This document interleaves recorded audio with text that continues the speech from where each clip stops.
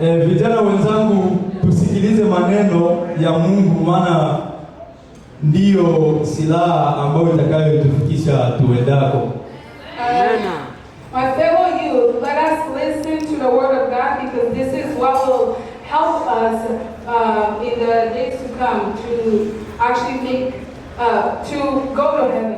Na mhubiri wetu popote ulipo, jiandae kunywa maji mazuri, maana muda wa kazi unafika. Naomba tumkaribishe hata kwa makofi.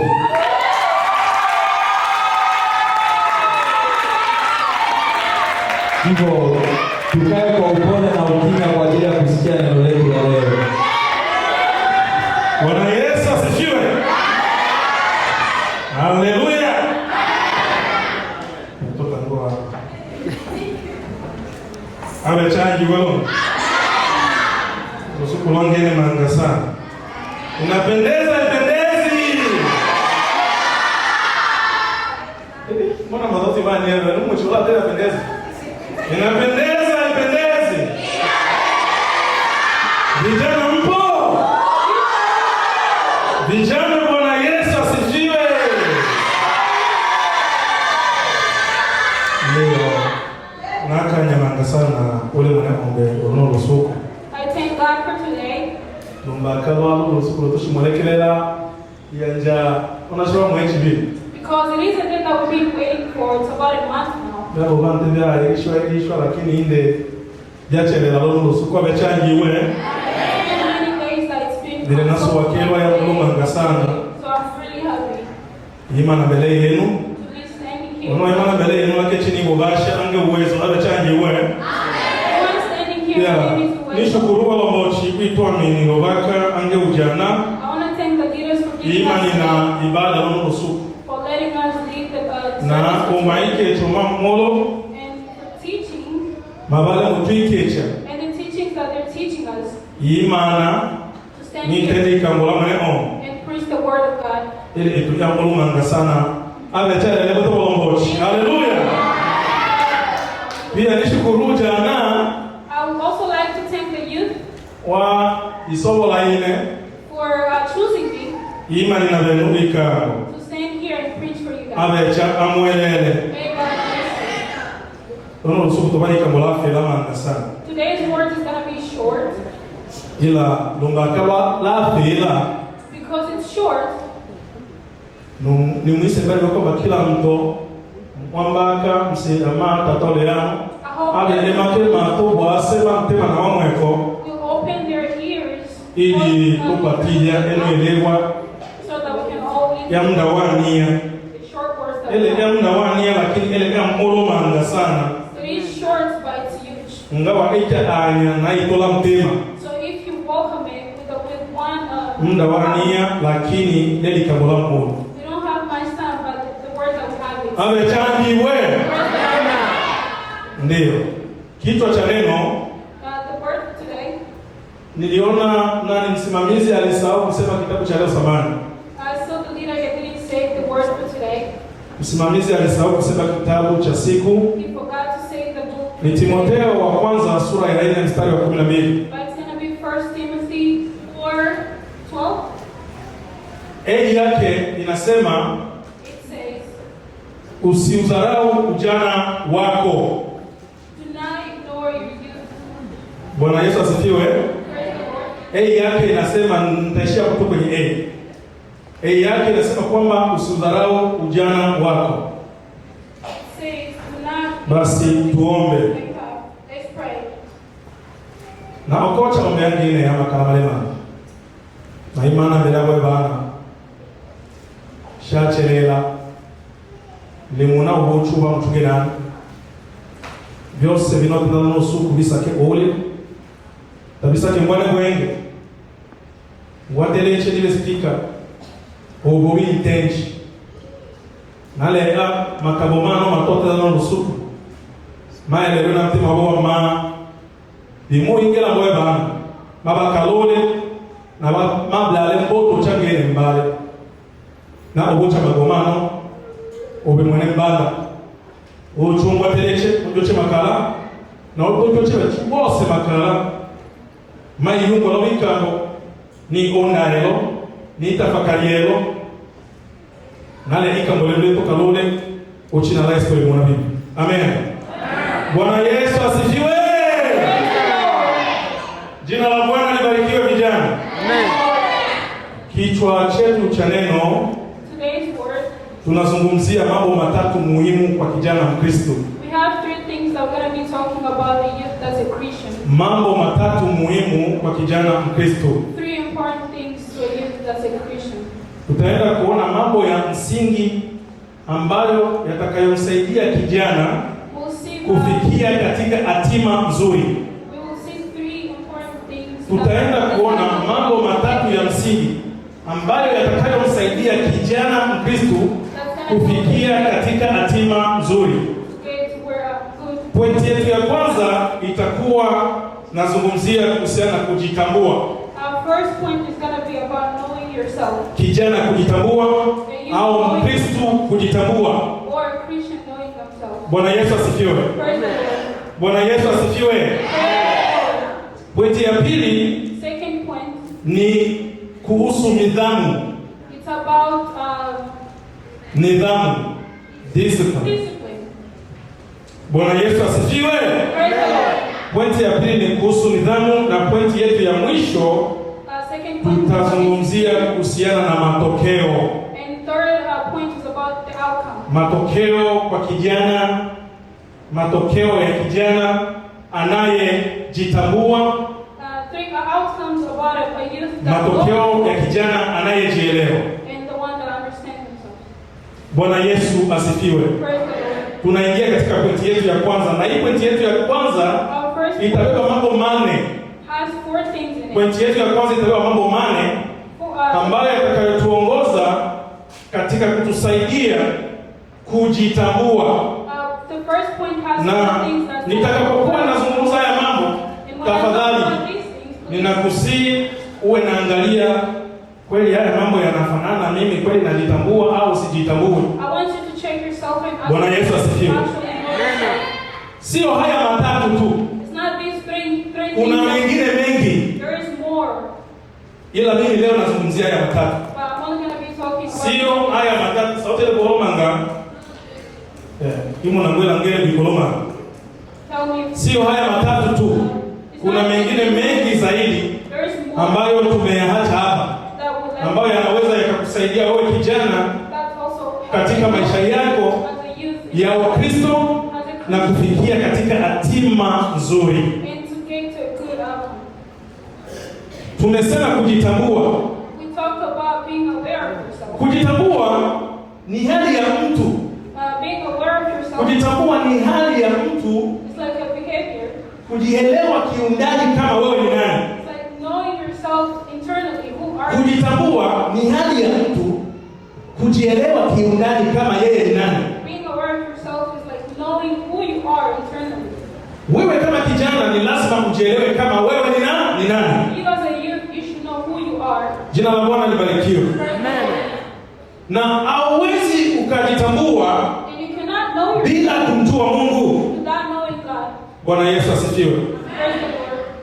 Hauwezi ukajitambua bila kumjua Mungu. Kitabu cha Mezali sura ya kwanza God. mstari wa 7. Mezali sura ya kwanza mstari wa 7. Inasema kwamba kumcha Bwana, Mezali ni mtenda mnashinda ushikila maana. Ale changi we kushungili lela nda ule vange wakuitenda sama ni mumoya moya ularaka tomo bitena muda lobaka ule vinge baada ya vile. Mezali 1:7. Mezali 1:7. Bwana Yesu asifiwe. Amen. Ndio. Hiyo Mezali 1:7 inasema hivi: kumcha Bwana ni chanzo cha maarifa. Kumcha Bwana ni chanzo cha maarifa. Maarifa umeshapata? Basi soma. Ni sawa.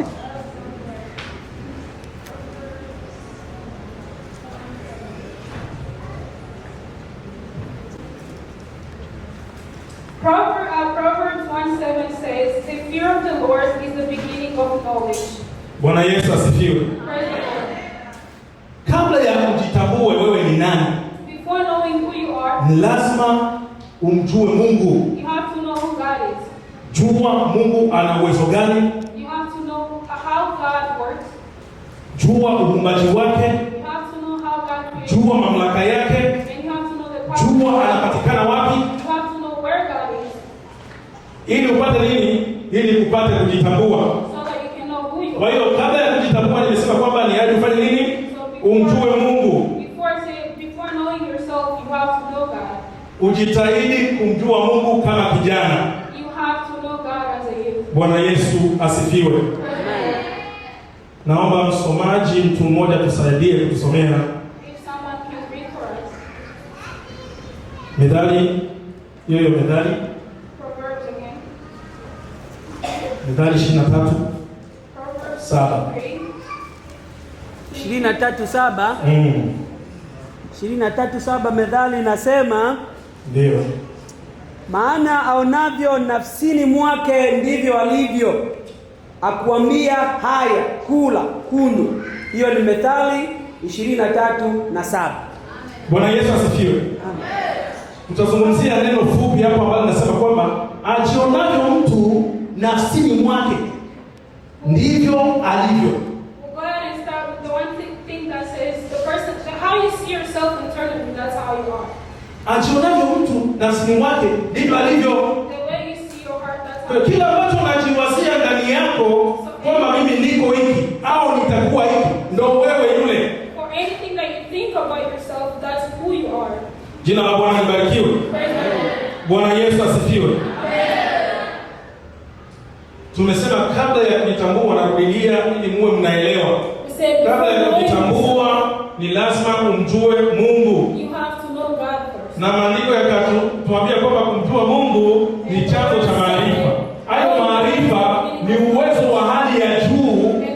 Maarifa ni uwezo wa hali ya juu ya kumwongoza mtu kujijua yeye au kutambua njia ipi au kujielewa kama wewe ni nani. Changi wewe. Bwana Yesu asifiwe vijana. Bwana Yesu asifiwe. Tunaenda jambo letu la kwanza kwa mtu ambaye anajitambua. First thing about a person that knows themselves. Mtu ambaye anajitambua anajua thamani yake. They know their value. Mtu ambaye anajitambua. Kijana ambaye anayejitambua anajua thamani yake. They know their value. Anajielewa kwamba mimi nikikosa mahali fulani hapawezi pakaendeka vizuri. They understand that when this way doesn't go the right way. Ndio maana kuna vipindi utakuta hao wanaotuendeshaga na mabasi wakikosa, siku moja watu wanaanza kuwatafuta. And that's why when we don't get the bus drivers, people keep on searching for them. Kwa sababu gani? Kwa sababu ni watu wa thamani mahali hapo ambapo wanawahitaji. Because they have value when they're bus drivers and people need them at that site. Kwa hiyo ili ufikie katika hali ya kujitambua ni hadi ufanye nini? Ujithamanishe. Uwe mtu mwenye thamani. Mtu ambaye anajitambua ni mtu ambaye anajua thamani yake mahali alipo. Unajua thamani yako kila mahali uendapo, hautojiona wa chini. For you to know who you are, you have to know your value. You have to know wherever you go, you have to know like the value that you hold, so that it can guide you. Bwana Yesu asifiwe. Kuna watu ambao wameisha kata tamaa ya maisha. There are people who have given up in their lives kwa sababu ya kutojua thamani yao. Because they do not know their values. Na kuna wengine wanaharibu maisha yao. And there are other people who destroy their lives kwa sababu ya kutojua thamani yao. Because they do not know their value. Ila siku utakapojua thamani yako wewe kama kijana, by the day that you know your value as a youth, hautokata tamaa ya maisha. You will never give up about your life. Siku utakapojua thamani yako wewe kijana, when you know your value, hautotaka thamani yako kushuka. You won't want your value to go down. Kitabu cha Mwanzo Genesis sura yake ya kwanza 26:27. Genesis 1:23-26. Mungu alimuumba mtu. God created a person Kwa mfano wake. in his image. Kwa hiyo wewe kijana ni mfano wa nani? Wa Mungu. So you as a youth, you are an image of God. Lakini bado tu wewe ndani yako unajiona kama wewe sio wa samani. But internally you still think that you don't have value. Mungu alikuumba kwa mfano wake. God created you in his image. Lakini bado wewe unajiona mbele za watu sio wa samani. But you still Wewe ni wa chini sana. You still think low of yourself. Wengine wanajiona kama vile takataka mbele za watu. And others consider themselves as trash. Kwa sababu ya kutojua samani yao. Because they do not know their values. Bwana asifiwe. Bwana Yesu asifiwe. Ni lazima kijana ujue samani yako. As a youth, you should know your values. Na kuna mambo mengi ambayo sio hayo tu. Kuna mambo mengi ambayo yanaweza yakakuondolea samani yako kama kijana. And as a youth, there are a lot of things that can actually take away your value. Kuna mambo mengi ambayo yanaweza yakaondoa ile samani yako wewe kijana Mkristo kuonekana kama vile si chochote mbele za watu. There are many things as a youth that can take away your value and you can be seen as very easy person in front of people. Kuna hali ya unaona kijana ni mtu wa kuongea ovyo ovyo. There are youth that are seen that they talk too much. Hawana maîtrise katika kuongea. They don't control themselves when they're talking. Yaani hata akifika mbele za wazazi wake anaweza akawatusi, anaweza akawaona si chochote. Even in front of your parents, you can just say anything and say bad things in front of your Na parents. mtu kama huyo mbele za wazazi unakuta watu utakuta wazazi wako wataanza kuona huyu mtoto hivi. Huyu unasikia hata wazazi wengine wanafikia kusema kwamba pale nao utaendelea ndio kabisa. You can get to a point that the parents can say, why did I Kuna wengine mabinti na wavulana. Ladies and gentlemen. Mabinti na wavulana. Girls and men. Wanajishushia samani kwa ajili ya kupenda pesa. They drop their values because of love with money. Utakuta binti hajaolewa. You can see a girl that's not married. Hajaolewa machoni kwa baba yake na mama yake. She's not married in front of their parents. Lakini huko nyuma huko ameshaolewa. Mungu atuhurumie. Inamshushia samani. That can drop your value. Hata kipindi utakapoolewa, even when you get married, watu watakuwa wanasema wao wakuolewa huko. People are going to be saying, why did you marry that person? Jina la Bwana libarikiwe. Vijana tupo pamoja. Bwana Yesu asifiwe. Ni lazima ujue thamani yako. You have to know your value. Haujaolewa, lakini kuna njia ambazo umeshatembea chafu. You're not married, but there are ways that are dirty. Zinazovunja thamani yako. That can actually break your value. Wewe kwenda kuolewa, watu wanasema hojo. When you get married, people say, oh, that person. We'll see if they're going to stay married. Because that person does not stay in one place. Does not stay in one place. You don't have value anymore. You get married, but your value has already gone down. As a woman or a girl, kijana ambaye anajua yeye wa samani, a man that knows they have hawezi akadanganya kwa pesa kwamba aende kusharatika kwa sababu ya pesa. Cannot be lied to because of money or do. Bwana Yesu atusaidie. Kijana mwenye kujielewa, as a youth that understands themselves, kijana mwenye samani yake, a youth with value, hawezi akakuwa tu anatembea mitaani yeye ni pombe tu. cannot be going in the streets. Ile pombe inavunja samani yako. Drinking can break your value. Bwana Yesu asifiwe. Tujue samani yetu. We should know our values. Mtu mmoja alisomea kitabu cha Ayubu. If someone can read Job. Somaji soma Ayubu 28. Read Job 28. Ayubu 28 13 aya 16. 28 ndio 13 hadi 16. Ndio. Nasema hivi, Ayubu, mwanadamu hajui thamani yake, ndio, wala haonekani katika nchi ya walio hai. Vilindi vyasema haimo ndani yangu, na bahari yasema haiko kwangu. Haikupatikana kwa dhahabu, wala fedha haitapimwa iwe thamani yake. Haiwezi kutiwa thamani kwa dhahabu ya ofisi o ya Ofiri. Amen. Bwana Yesu asifiwe. Thamani ya wanadamu, thamani ya kijana Mkristo, thamani yako wewe Mkristo haiwezi kulinganishwa na dhahabu au chochote kile. Kwa maana thamani yako mbele za Mungu ni kubwa sana. Na ndio maana tumenunuliwa kwa thamani kubwa. Wewe kama kijana umenunuliwa kwa thamani kubwa, hauwezi kukubali thamani yako kuharibishwa kwa sababu ya mambo ya dunia hii. Bwana Yesu asifiwe.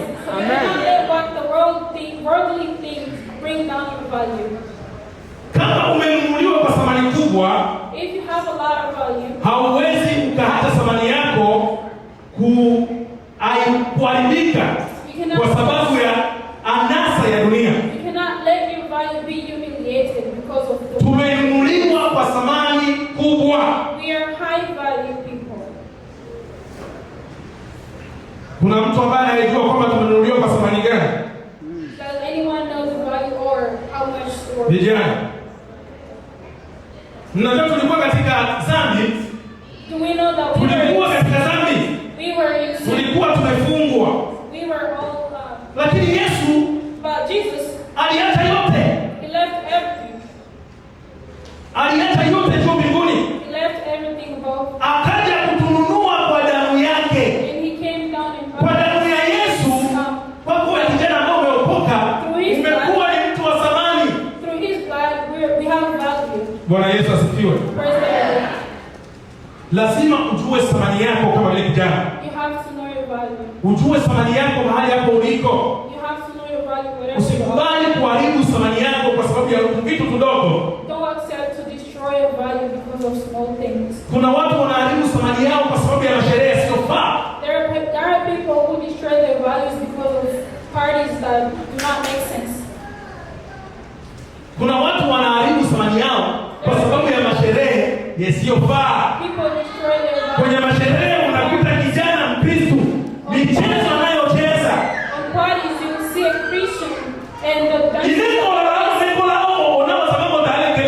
the dances that they're dancing, you can think they're not Christians. Bwana Yesu aturumie.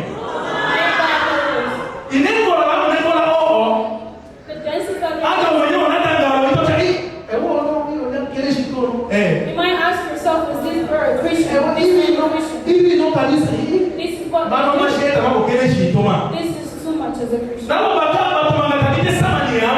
because a lot of people do not know their values, you will see what they respond when they're told whatever that they're doing is not good. And you can cry when you're just trying to advise them. Jina la Bwana libarikiwe. Jambo la pili, second point, kufanya vitu kwa mpango. You have to do things with a plan. Kufanya vitu kwa mpango. Doing things with a plan. Ujue kwamba hivi leo nimeamka. You have to know that not today you woke up. Nimeshapanga schedule yangu tayari. I've already planned my schedule. Ujue kwamba hivi niko hapa. You have to know that wherever I am, nimepanga schedule ya maisha yangu. I've already planned. I have a plan for my life. Kama kijana ni lazima ufanye vitu kwa mpango. As a youth, you should do things with plans. Usipofanya vitu kwa mpango utajikuta unafanya tu vitu visivyokuwa na mwelekeo. If you don't do things with a plan, you just be everywhere doing anything.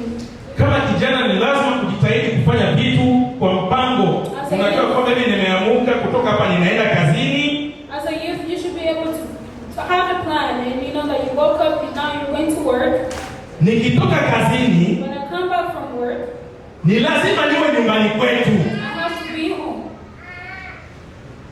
Nikitoka kazini, When I get off work, ni lazima niwe nyumbani kwetu. I have to be home. Na nikifika nyumbani, And when I'm home, mimi kama kijana Mkristo, as a Christian, kama nitaoga na kupumzika na kujipaka mafuta, if I'll take a shower and rest, kama nikiwa na njaa nikishamaliza kula, after eating when I'm hungry, ni lazima nisome hata kitabu au niombe. I should be able to read or pray. Bwana Yesu asifiwe. Amen. Mtu asiyefanya vitu kwa mipango, ndugu yangu, ni mtu anajikuta kwenye hatari. A person that does not have a plan, they find themselves in a lot of trouble. Mtu asiyefanya vitu kwa mipango, A person that ni does not have mfano, a plan, unakuta Mungu ndani ya nyumba. for example, Fulani anampigia simu tu. Nikiwa yako chao tashi na mpango. someone calls you, Mom, Tashi na mpango. Joe's mom come here and you didn't have a plan. Moja kwa moja haya. That person will get up and go. Na hata shika hapa. And they won't, they won't tell anybody. Oh, haya. They'll just go. Oh, haya. And whatever that they go, Ndio mwayo sakana na ajali. they can get into an accident. Ashi so sakana leo. The accident that you were not prepared for. Lakini You're not supposed to be. unataka kushile mpango. But because of just going everywhere with Kwa sababu ya kufanya mambo bila mpango, but because of doing things without plan, anajikuta kwenye ajali kubwa. you find yourself in an accident. Jina la Bwana libarikiwe. Amen. Kijana mwenye kujitambua A youth that ni mtu mwenye kufanya vitu kwa mpango. they do things with plans. Siku yote umeshapanga kwamba siku leo nitatembea hivi. The whole day you've already planned how your day will go. Nikiamka asubuhi kama ni kuomba, When I wake up in the morning, ninaomba. I pray. Okay. Kama nitaenda kazini, If I'll go to work, najua kwamba nitaenda kazini, nitarudi, nikirudi nitakaa nyumbani kwetu. when I go to work, I'll go to work and come Kwa back sababu and stay sina inside. chochote cha kufanya kwa hiyo siku, nitakuwa tunajisomea hebu maandiko Because I don't have anything au kufanya kazi za nyumba. or do chores. Lakini kuna vijana wengi ambao wanatembea bila mpango. But there are a lot of youth that just go everywhere without Wao wana mpango, utakuta tu fulani akimpigia simu tu. They don't have plans. Na hivyo hata kama baba yake alikuwa amemwambia wende hivi. And when someone called them, even if their father told Hata kama baba yake alikuwa anamwambia baadaye nitakutuma hivi. maybe your father told you that, Utakuta hata usikia. they won't listen. Ni kwenda tu. Yaani ni mtu ambaye anatembea kama vile kipepeo hajui anaenda wapi. Just go everywhere like a bird. Kijana Mkristo ni lazima uwe na mpango wa maisha, You should have a uwe plan. na mpango wa siku. You should have a plan of your day. Isiwe tu kutembea ovyo ovyo. You shouldn't just be going around everywhere. Usichoke kukaa nyumbani kwenu, kaa hapo kwenu. Don't be tired of staying inside your house. Stay at Jina la Bwana libarikiwe. Bwana Yesu asifiwe vijana. Ni lazima tuwe na mpango wa siku au wa miaka, mpango wa maisha. Maana have plans for today or for your life. Yeah. jitahidi kuandika mpango wako chini. Try to write down your plans. Andika mpango wako chini. Write down your plan. Ninapanga hiki, nina hivi.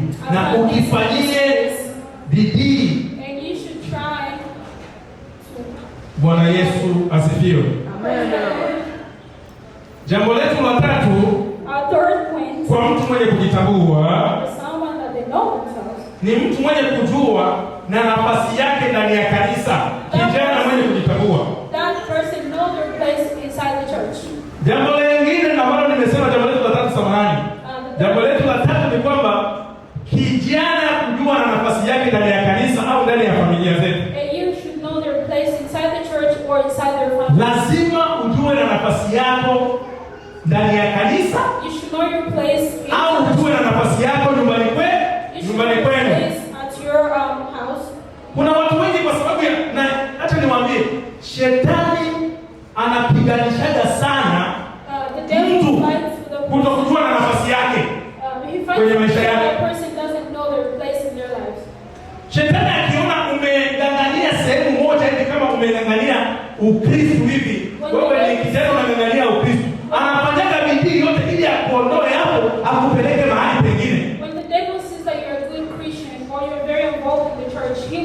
Bwana Yesu asifiwe. Ni lazima ujue na nafasi yako ndani ya kanisa. You should know your place inside the church.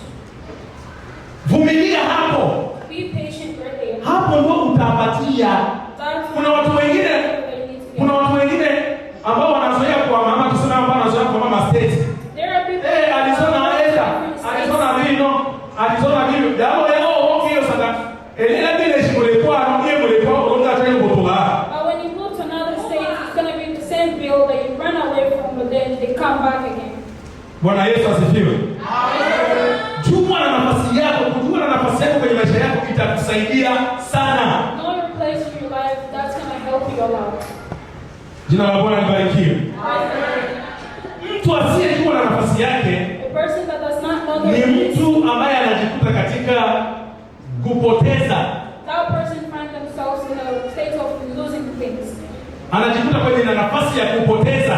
They lose a lot. Kwa sababu ya ajui na nafasi yake. Because they don't know. Na ndani ya kanisa au vijana, and in the church, mna nafasi nyingi sana za huduma. You have a lot of things that you can do. Bwana Yesu asifiwe. Ndani ya kanisa mna nafasi nyingi sana za huduma ambazo zinahitaji vijana. In church there's a lot of things that happen. Kuna kipindi tunaweza tukaita watu pamoja tuungane kwenye kwaya. We can call the youth to come and start singing. Vijana utakuta wanakataa. Most of them refuse. Lakini maneno wanayopeleka hapo kile kanisa tawaito wana na nafasi.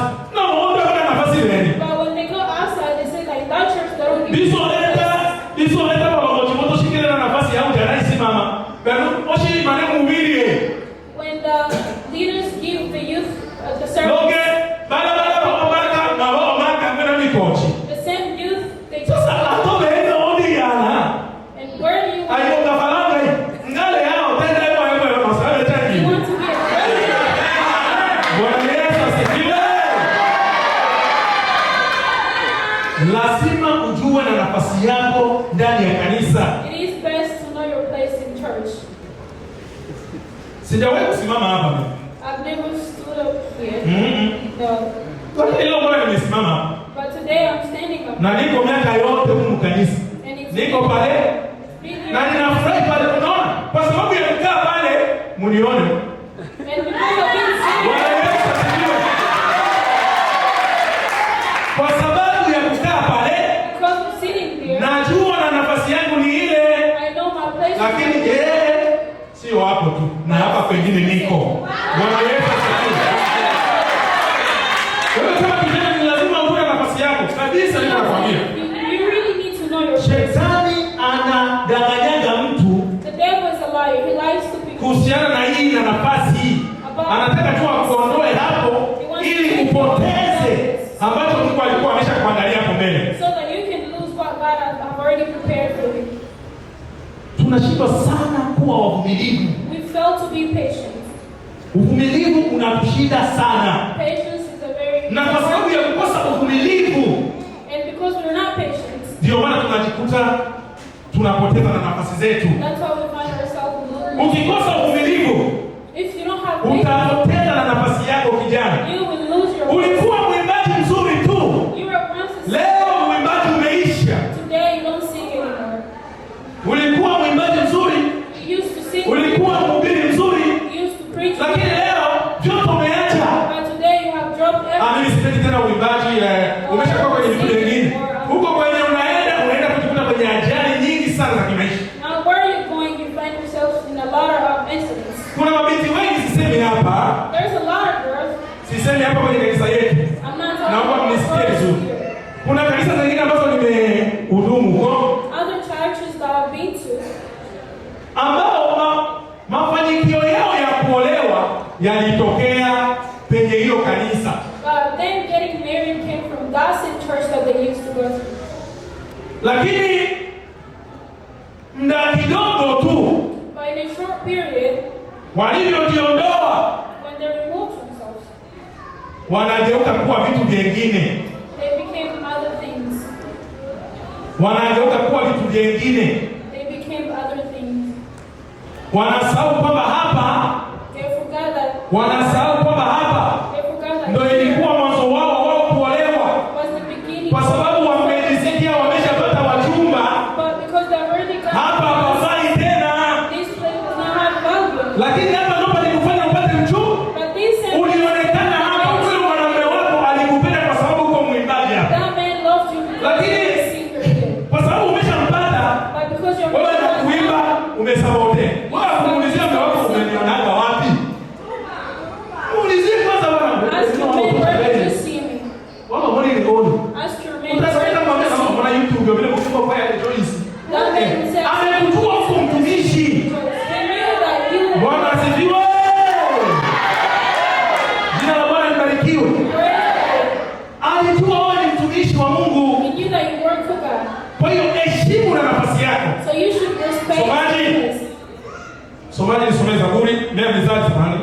Mithali. Read Proverbs again. 27:8. 27:8.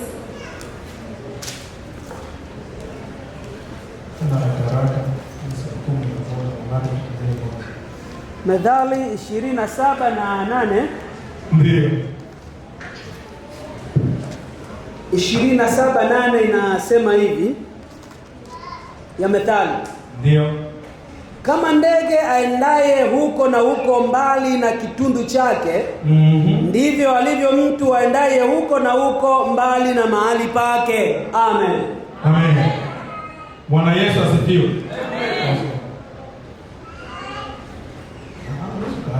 Bwana Yesu asifiwe.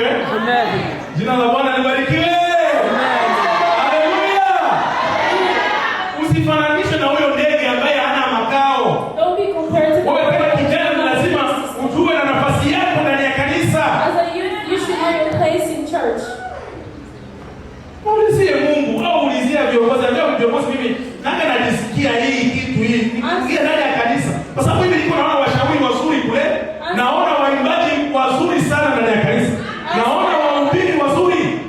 Ask God or the leader. Lakini bado watatua na nafasi yao tu wanahangaika. I see so many skills, but those people don't know their places. Mungu anawahitaji hapa. God is calling you Mtende kazi. to do His work. Kuna jambo moja ambalo mimi nilikuwa najiulizia kabla ya sijaanza hapa. Mimi nilikuwa mchezaji wa mpira mzuri. Nilikuwa mchezaji wa mpira mzuri sana. Kwanza mpira ulikuwa unanichukua hata na muda nilikuwa naona kanisa inanifungia mambo mengi. Soccer used to take my time. Sasa nikaanza kujiloji ndani yangu. Hivi mimi Then I started asking, nitalipwa nini nikifika mbinguni? what will I get when I go? Mimi kama kijana nilikuwa kijana kama ananienda, watu ndio kijana. Sio kijana. Huko. Bwana Yesu asifiwe. Nikaanza kujihoji, nitalipwa nini nikifika mbinguni? Mungu tu aseme kwamba niko tena mpira nikikufa hapa tu kwenye mpira. Nitalipwa nini? I started asking myself, by playing soccer, what will I Hata get? kipindi kimoja naingia ndani ya kanisa, hata kwa kanisa najiulizia, hivi hapa nitalipwa nini? Niko nafanya nini hapa kanisani? When I'm in church, Kwa sababu nasema nilikuwa siko bali. Nilikuwa kama wengine huko. Before I was not there, I was just in the back like other people. Sasa moyo wangu ulikuwa na vita vikubwa. And my heart has a lot of Nilikuwa naona He had a lot of battles. Maandiko yanatuambia kwamba watakaopanguzwa machozi ni wale ambao wameshinda ziki ya dunia. Nikaanza kutafakari ziki ya dunia. That was his first with Nikaanza kutafakari hiyo ziki ni nini? Je, ni njaa? what is the Hiyo problem? ziki, je, ni umasikini? Au ziki ni kutokufanya kazi ya Mungu? Au ile ziki ni kufanya kazi ya Mungu samani? Au ile ziki ni kufanya kazi ya Mungu? Na tutano kwa ajili ya kazi ya Mungu. Bwana Yesu asifiwe. Amen. Nilipoanza kuyatafakari hayo, nilikuja kuona kwamba kumbe ile ziki, I saw the problem was ziki ni ile kazi ya Mungu ambayo inaifanya ndani ya kanisa. is the job that I do in church. Kuwa hapa ndani ya kanisa, kukataa kusikia tu bila kufanya kazi ya Mungu mpendwa, ile machozi ya ziki hautafutwa Being kama in church kijana. without doing anything, the tears of struggle. Huko hapa kuabudu tu, lakini hapa panahitaji kufanya kazi. You're just here to praise the Lord, but Fanya kazi hapa. work with God. Hauko hapa tu kuabudu, kuimba, no, huko hapa kwa sababu tufanye kazi ya Mungu. You are here so that you can Kama kijana work with God. na kama Mkristo As a Christian, ni lazima ufanye kazi ya Mungu. Usijione wa kawaida wa kusikia tu. don't see yourself as someone that Onana na viongozi waambie mimi naona hata siku moja napendaka na mimi nihubiri. find a Hao viongozi ni wazuri sana hawa. unto God. Hawa viongozi wetu ni wazuri, watakupa na nafasi tu. Our leaders are really good. Mimi napenda kuimba. If you say you want to sing, Watakupa na nafasi tu. they will give you. Shida ni hujajitoa, hujajifungua. It's because you still just right Jina la Bwana there. libarikiwe. Na mwana wa mpaka sababu wangu wa mwono. I see a lot of youth going outside. Ama ya changi iwe.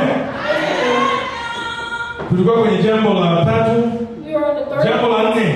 fourth point.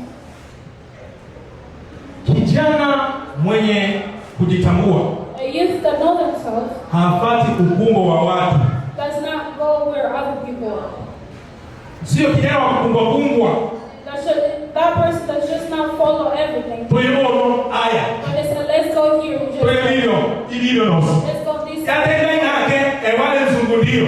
Sato emewe. You say yes, you don't say no. Yani ale tayari inge na tama abelo bakaba egesa mukabwela eta ubi. Abe chako You're even ready to sin because your friend told you to sin. Kijana Mkristo. Kijana mwenye kujitambua. Person that knows yourself. Ni kijana ambaye apelekwi na wingi wa watu. You just don't follow the wind, like, you know, because there's a lot of people you go there to. Kijana Mkristo hata akiwa mwenyewe anajua mimi ni Mkristo, nitasimama katika Ukristo, hata wanijie watu wote wanikane, hata watu wote wanikimbie, nitabaki mimi katika Ukristo. Lakini vijana wengi rafiki yake akimwambia hiki tu, moja kwa moja anaenda. Rafiki yake akimwambia pata hiki, hata kama ni kibaya, ndio hicho hicho ambacho atakifanya. You still follow it. Kijana mwenzangu, I follow you. na kusihi I'm begging you. usifuate njia zisizofaa. Don't follow ways that are not good in front of God. Usifuate njia zisizofaa. Don't follow ways that are not good. Sikiliza Yesu anakuambia nini. Listen to what Jesus is telling you. Sikiliza Mungu. Listen to God. Usisikie marafiki. Don't listen to your friends. Na hivi tuko hapa, wengine wanasema kule nyuma kule. And we are here, but other people in the back are saying, Changi. Wengine wako mkikao kule nyuma, niko na waona kule. other people have a little meeting in the back. Yaani haya sio ya muhimu. Do you think this is Haya yanakuja kwa sababu ya kutusaidia sote whatever that we're saying here is to help us kujitambua. to know who we are, Usiwe mtu mwenye kukumbwa. so that you're not a person that Nafu. knows everything. Ukimpata rafiki mbaya kwa kuwa yeye amefungwa na shetani, And you have a bad friend that does devilish things, na wewe unamsikiliza, and you listen to that person. hauwezi ukawa na nguvu ya kujiamulia You kwenye don't maisha have yako the mwenyewe. strength to decide things in your life. Yaani utakuta yeye ndio anakuamulia kwenye maisha yako, That same friend will be deciding things in your life. kwa sababu wewe ni mtu ambaye unakumbwa tu na kila chochote unaweza kuambia. Follows everything they're being told. Mungu atusaidie sana. May God help us. Bwana Yesu asifiwe. Naomba msomaji tusomee Kutoka 23:2. If the reader can please read. Exodus Kutoka 23:2. 2. 23:2 Kutoka inasema, usiandamane na mkutano kutenda uovu, wala usitie ushahidi wako katika neno lolote kwa kugeukia kando na kuandamana na mkutano ili kupotoa hukumu. Amen. Bwana Yesu asifiwe. Bwana Yesu asifiwe. Vijana wamekuwa hai. Jina la Bwana libarikiwe. Amen. Tunapoteleka muonya ngeli vile.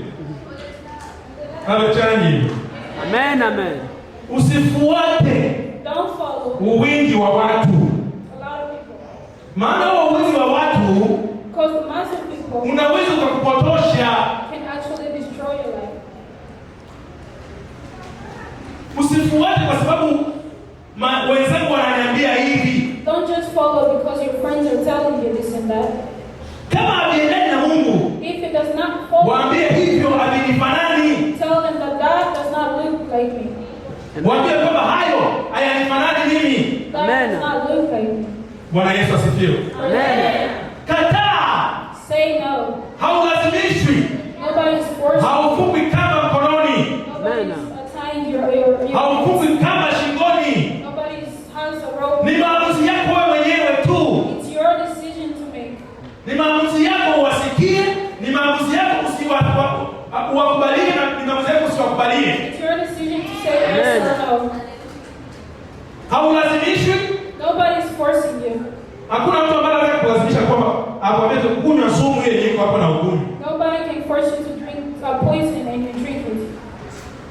kukimbia. Maana yale maovu ambayo utakayochangia na hao watu, because the bad things that you can share yanaweza kupeleka katika shimo. can take you in a deep hole. Bwana Yesu asifiwe. Amen. Kipofu hawezi akaongoza kipofu mwingine. A blind cannot lead another. Sasa wewe usimfuate huyo ndugu yako huyo. Huyo wazambi huyo, usimsikilize maneno ya ovyo. Huyo ni kipofu. That's it. Tumia akili ya Ukristo. Use your brain that God gave you.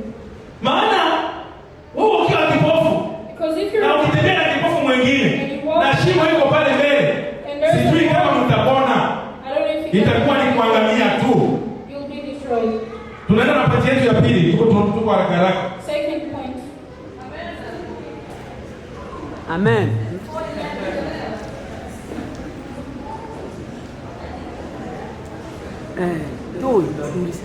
Abechangiwe. Amen. Kama lalanda mabakata to, bato tabato choke. We're looking at times Amen. don't get tired. Kama lalanda. Ule sana. Kama bato soba bato lise. Because people hate Na people. ngebako na wose. Tola vyose. Pointi yetu ya mbele ile wana na nidhamu. The second point is about discipline. Nidhamu ocho ba mfano wa mbula Discipline is like an example of rain. na choba. Ile la kiangazi. Nidhamu ocho ba mfano wa mbula It's like na choba. Oba unji bali umuhimu wa choba na mbula. Ba unji bali ite umuhimu wa mbula na choba. They know the importance of rain and sun. Mambo yanashikimu.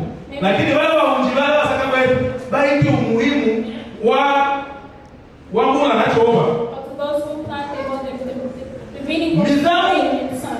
ole utaratibu. Discipline is like an order We etabito. to do things. Nidhamu etu ele ekelemo utaratibu wa vile hii ya mwa. The discipline, it gives you like this order to make good decisions. Taona fanikiwa You cannot be succeed hata uwe na masertifika mangapi. even if you have a lot of. Unajua kuna watu wanakosa makazi hivi kwa sababu ya kutokuwa na nidhamu.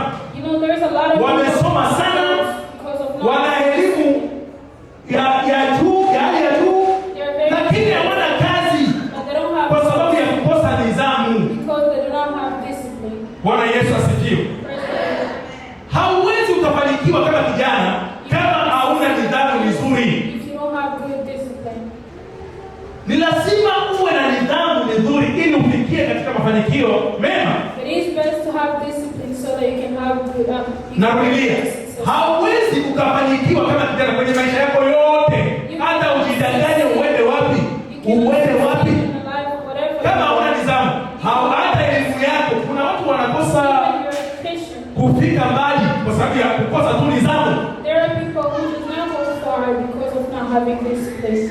Kijana mwenye kujitambua A youth that know themselves, ni mtu ambaye ana nidhamu katika kutenda, they have discipline in things that they do. ana heshima, They have respect. ana hekima, They have anahutii kwa sheria, and they follow the rules. sheria za Mungu God's rules na sheria za hapa duniani kwenye tuko. and rules here on earth.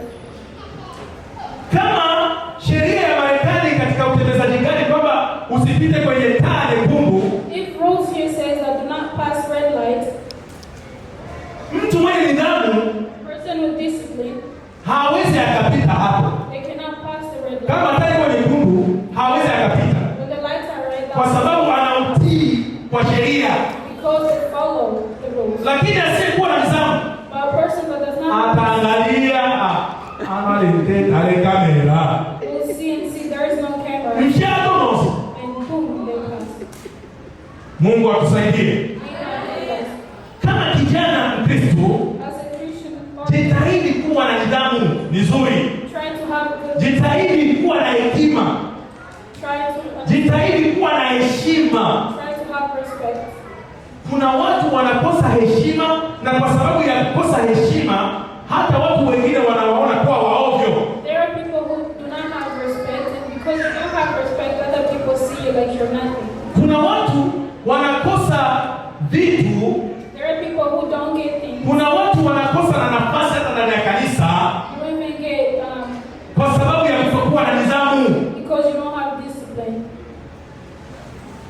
Jina la Bwana libarikiwe. Amena.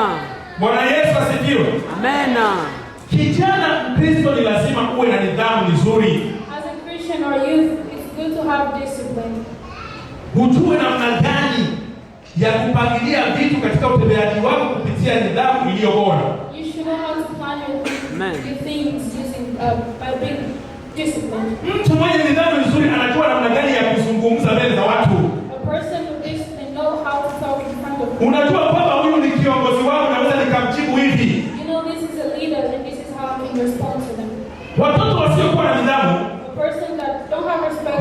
ndio wale ambao hata wazazi wao wakiwaambia wanataka kuwatukana wazazi wao. That's why when their parents tell them this, they start cussing at their parents. Hawana heshima kwa wazazi. They don't have respect to their parents. Hawana heshima kwa serikali. They don't have respect to them. Hawana hata heshima wao binafsi.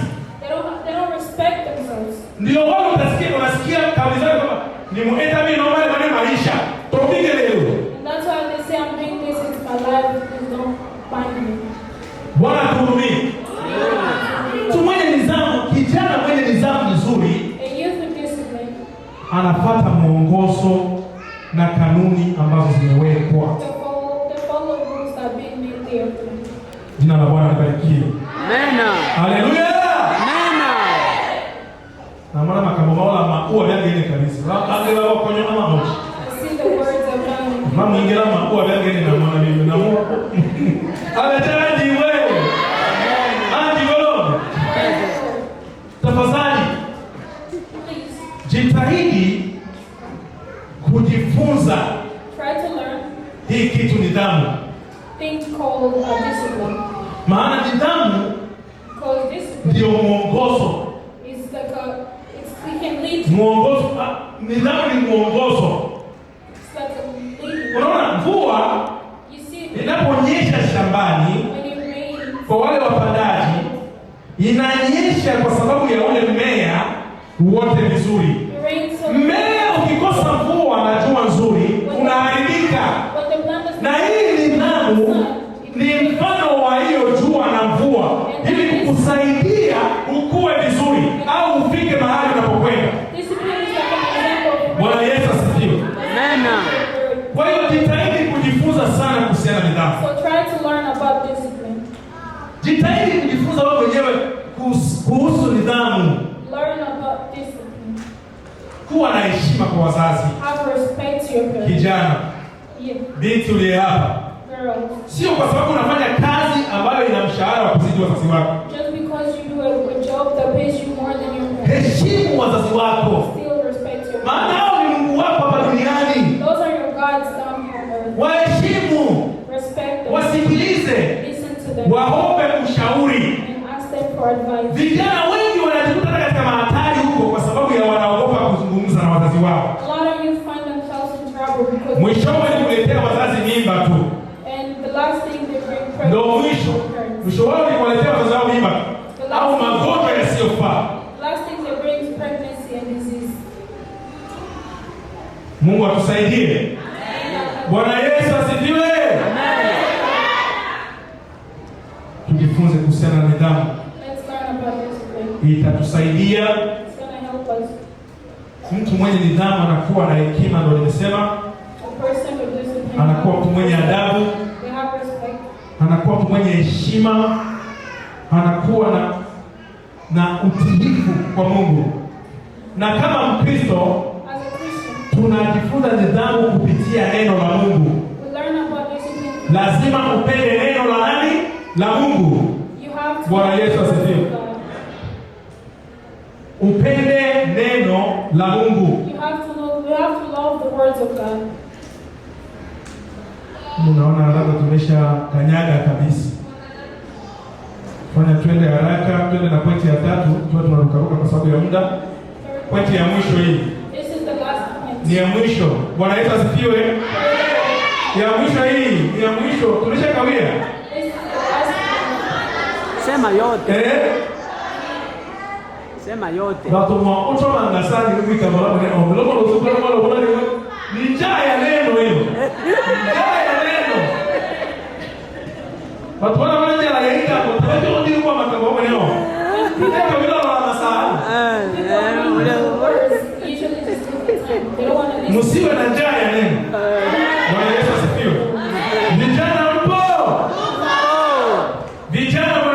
asifiwe. Amena. Tumesema mtu mwenye nidhamu Say the person with discipline. ni mtu mwenye kuwa na vitu gani? Kuna mtu anaweza akaniambia It's a person that has what? Can kama tunafuatana kabisa. If we are actually following, can you please tell me what I said? Vijana tamalele. Hii ni ibada ya vijana. Na vijana tungeliamka, lakini naona vijana wengi wamelala. Youth are sleeping. Kanisa lilikuwa inajaa, jasho lilikuwa sana, lakini ndio hivyo. Matokeo kwa mtu ambaye anatii haya yote mambo. Now the outcome to the person that follow all these things. Matokeo kwa mtu ambaye ana utiifu Outcomes to a person that follows kwa haya yote mambo all these things that ambayo tunazungumza hapa. Ukiwa na hekima, ukijielewa, you have respect or understand yourself. ukiwa na nidhamu nzuri, When you have good discipline. ukijua thamani yako, When you know your value, watu watakuheshimu. people will respect you. Utaheshimiwa na watu kama vile kijana. You will be respected by people as a youth. Hauwezi ukaheshimika You cannot be respected kama wewe ni mtovu wa nidhamu. if you don't have discipline. Utaheshimika kama wewe una nidhamu nzuri, una hekima. You can only be respected if you have good discipline. Kwa hiyo anakuwa mtu mwenye kuheshimika mbele za watu. So that person is Kijana mwenye nidhamu nzuri, the youth is good. kijana mwenye kujielewa, Person that understands. kijana mwenye kujua thamani yake, Person that know their value. anakuwa mwenye kusikika mbele za watu. They are heard in front of people. Atafikia kwenye mafanikio mazuri, You will succeed in the future. atafikia kwenye malengo mazuri, atakuwa na malengo mazuri sana. You have good outcomes. Mtu mwenye kujielewa, Person that understands it. mtu mwenye kuwa na nidhamu nzuri, A person with good discipline. ataaminika kwa watu, You will be believed by utaaminika mbele za viongozi, people who believe you. utaaminika kwa familia zako, Your family will trust. utaaminika kwa wazazi wako Your parents will trust. kama unayatia haya yote. Only if you're following this. Kuna watu ambao hawaaminiki There are people who are not ndani ya familia. in their family. Tufahamu mkabila Who are you giving Batalola, mkabila wote, asokolo, faranga cha chini ina hiyo. as a follower, you lose the money. Oh, ile chose. Kaje onga ojo. Aje weta asokoli. He does not keep the money. Awe cha anji we. Anji we lo.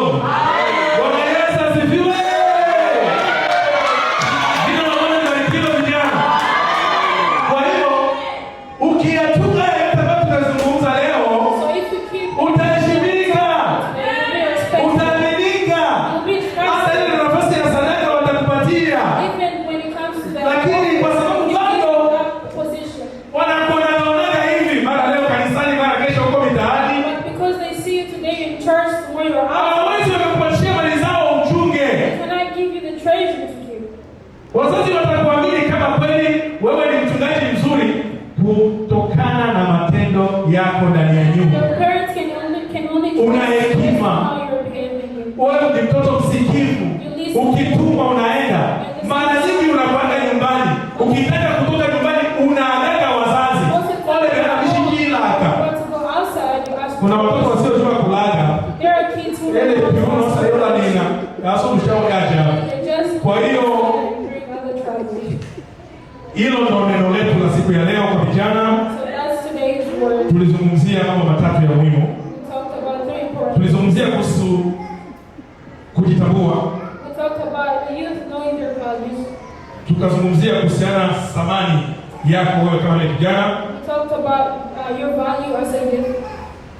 Samahani, tulizungumzia kuhusu kujitambua, tukazungumzia kuhusiana We talked about knowing yourself, thamani ndiyo, your value, nidhamu discipline, na matokeo and the outcomes. kwa mtu ambaye ameyalinda haya yote ambayo tumezungumza. The outcomes to a person. Nitakuachia swali moja ambalo utajiulizia wewe kama vile kijana. Tunaenda mwisho hivi. I have a last question that I want Jiulize kwa nini umezaliwa. Ask yourself, why was I born? Jiulizie tu kwenye maisha yako kama vile kijana. Kwa nini nimezaliwa mimi? Why was I born? Na niko hapa duniani And I'm here in the world. kufanya jambo gani? Kwa nini niko hapa duniani? Why am I in the world? Na Mungu abariki neno lake. Amen.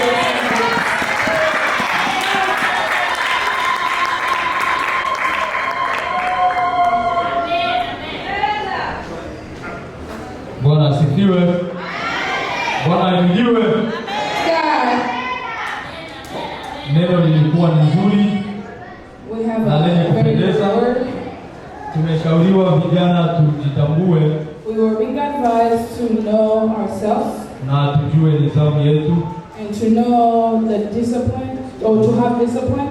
Na kujua nafasi yetu kwenye kanisa pia kwenye jamii. And to also know our places in church and also in our families. Na backbenchers ili kujitambua na kuongeza nidhamu, mpunguze kujichukulia sheria mkononi. Vijana, youth, punguzeni kujichukulia sheria mkononi kwa ajili ya kutengeneza nidhamu yako nzuri. Take discipline in your hand. Tupunguze masuala ya pull up na overtime. Let us reduce things over time and pull up. Hivyo basi tunafikia ni mzuri wa kusikiliza matangazo yetu yaliyosalia.